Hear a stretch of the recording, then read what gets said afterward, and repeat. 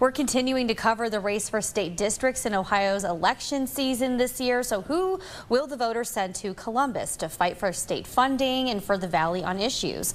Republican candidate Emily Saccone is taking on incumbent Democratic candidate Lauren McNally for the Ohio House seat in the 58th district. 21 News is your place for politics.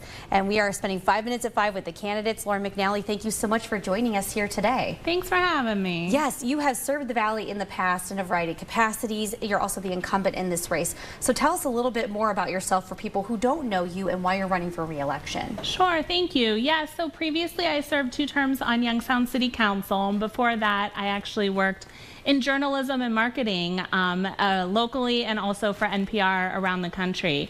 I'm a graduate of Ursuline High School here in Youngstown, and so I'm native to the area, and I've been back home here since really 2010.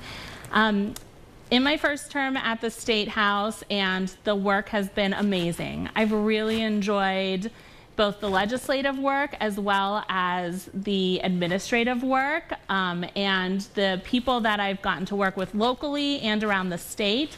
And so there is plenty of work still left to be done, and I'm looking forward to continuing. So let's dig in on the issues. You know, House Democrats, they have introduced bipartisan legislation, including yourself, to help lower property taxes for Ohioans.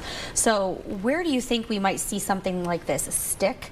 Because it's bipartisan. Aside from, you know, expanding the home exemption, what else might we achieve here? So there's a lot of different options that we can go forward with in terms of legislation to help alleviate some of the pain. Some can be, you know, proactive in terms of the people who are going through reevaluation right now, like up in Cuyahoga County, and some can be retroactive, where we can do some type of tax reimbursement to people like Mahoning County who have already gone through it. And so our tax commission that we've created and they have started meeting this past year, going through our tax code.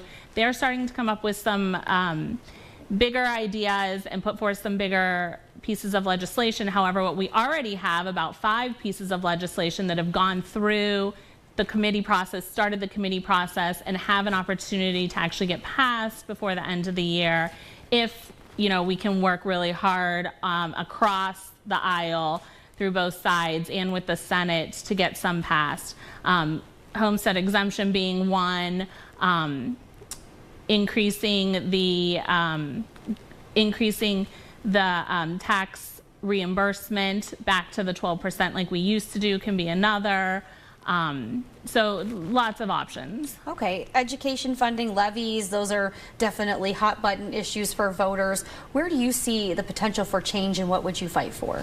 So the main thing driving these levies and the amount of levies that we're having to do, which also is increasing your property taxes, is the cut to local government funds. The state cut the local government funds back in 2011 significantly and has yet to restore them, and so we're keeping more of your local tax dollars at the state. And you know, we've got $4 billion in our rainy day fund. We don't need to be keeping those dollars at the state level. We need to be returning them back to the local government so that they can afford their basic services.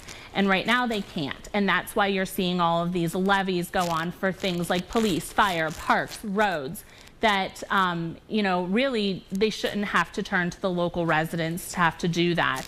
If we can restore that those local government funds, you'll see that reduction on your property taxes, you'll see that reduction on those levies, and you'll see, quite frankly, better infrastructure and services. Okay, less than a minute to go here in this interview. What sets you apart from your opponent, and what goals do you hope to achieve? You know, I think that I have a very, very strong resume in terms of work that I've accomplished and experience that I've had in both the community here and in government in general. And I'm just looking forward to continuing to build upon that and build upon the relationships that I've made, because that is the core of the work that I'm doing. And without those relationships, I can't do half of what I do. And I know that I'll be able to really utilize those better than a lot of other people and better than my opponent who I haven't seen in the community, unfortunately, at all.